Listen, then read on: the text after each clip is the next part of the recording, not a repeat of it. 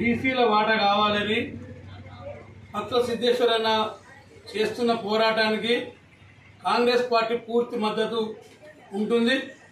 మొన్ననే రాహుల్ గాంధీ కూడా బీసీ గణన దేశంలో జరగాలని చెప్పడం జరిగింది.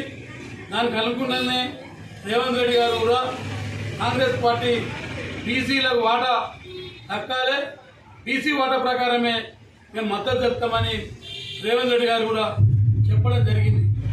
ప్రధానంగా సిద్ధేశ్వరన్న చేస్తున్న పోరాటం చాలా పెద్ద పోరాటం.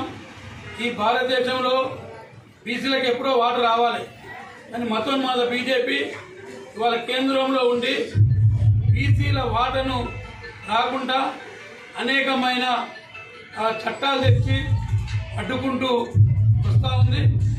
మనం ఈ పోరాటం తెలంగాణ రాష్ట్రంలో కొనసాగుతున్న ఈ పోరాటానికి మా కార్మిక వర్గం కాంగ్రెస్ పార్టీ పూర్తి మద్దతు ఉంటుందని, మహిళలకు కూడా బీసీ మహిళల శాసనసభలో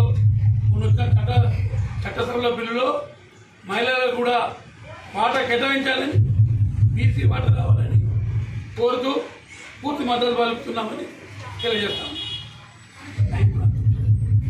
జై బీసీ, జై బీసీ.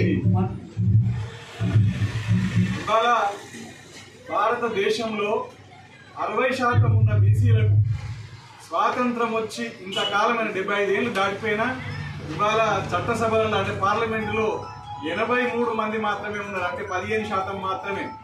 60% అంటే దగ్గర దగ్గర 300 పైగా ఉండాలి. కానీ పార్లమెంట్లో 83 మంది ఉన్నారు. ఇక్కడ తెలంగాణలో చూసుకుంటే తెలంగాణ రాష్ట్ర సాధన ఉద్యమంలో బీసీలను ఎందరో అనేక త్యాగాలు చేసినా ఇక్కడ కూడా కేవలం 19 మంది. పోయినసారి 23 మంది ఉంటే ఈసారి 19కే వచ్చింది బీసీల సంఖ్య, అసెంబ్లీలో ఎమ్మెల్యేల సంఖ్య.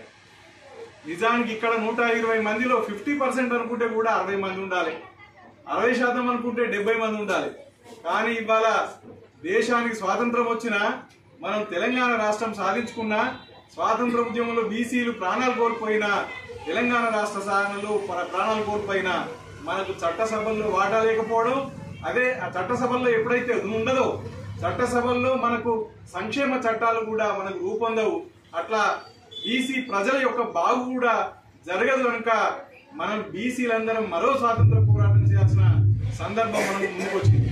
ఇవాళ కేంద్రంలో బీజేపీ పార్టీ అధికారంలో ఉండి మండల్ కమిషన్ కు వ్యతిరేకమైన బీజేపీ పార్టీ ఈడబ్ల్యూఎస్ రిజర్వేషన్లు తీసుకొచ్చి బీసీ విద్యార్థుల ఉద్యోగుల బొట్టలు కొడుతున్న పరిస్థితి ఉన్నది, అవకాశాలు నిర్వీర్యం చేస్తున్న పరిస్థితి ఉన్నది. ఇంకోవైపు మహిళా బిల్లు తీసుకొచ్చి ఆ మహిళా బిల్లులో బీసీ మహిళలకు లేకుండా మహిళా బిల్లు తేవడం అనేది కేవలం అగ్రకుల మహిళలకి అవకాశం ఇవ్వడం, తర్వాత బీసీ నాయకత్వాన్ని దెబ్బతీయడం కోసమే జరుగుతున్నది. ఇక్కడ చూస్తే గతంలో 33% ఉన్న స్థానిక సంస్థల్లో బీసీ రిజర్వేషన్లు ఇవాళ సుప్రీంకోర్టు క్యాప్ పెట్టడంతో, సీలింగ్ పెట్టడంతో ఎస్సీ ఎస్టీ జనాభా పెరిగినప్పుడు ఇక్కడ బీసీలు 22% ఇంకా 18% తగ్గుతూ వస్తున్న పరిస్థితి ఉంది. కనుక నిరంతరం ఎక్కడ చూసినా ఎస్సీ ఎస్టీలకు డాక్టర్ బిఆర్ అంబేద్కర్ పోరాటం వల్ల రాజ్యాంగబద్ధంగా రిజర్వేషన్లు ఉండడం వల్లనే ఇవాళ వాళ్లకు న్యాయం జరుగుతున్నది. బీసీలకు కూడా రాజ్యాంగబద్ధంగానే రిజర్వేషన్లు ఉండాలి. కాబట్టి చట్ట సభలలో బీసీలకు వాటా రాజ్యాంగబద్ధం కావాలని చెప్పేసి హిందూ బీసీ మహాసభ పోరాటం ప్రారంభించింది. ఈ పోరాటం మనం తెలంగాణ ఉద్యమం, తెలంగాణ రాష్ట్రం సాధించుకున్న అనుభవాలు ఏవైతున్నాయో ఆ అనుభవాలన్నింటినీ రంగరించుకొని ఇవాళ దేశానికి అంతటికి కూడా మనం ఈ ఉద్యమాన్ని తీసుకుపోవడానికి హిందూ బీసీ మహాసభ నిర్ణయం తీసుకున్నది. దీంట్లో భాగంగా పండగ సాయన్న ముదిరాజు, ఒక ముదిరాజు వీరుడు, నైజాం వ్యతిరేకంగా పోరాటం చేసిన ముదిరాజు వీరుడు, ఆయన గ్రామం మహబూబ్నగర్ జిల్లా మురిగాన్పల్లిలో ఉంటది.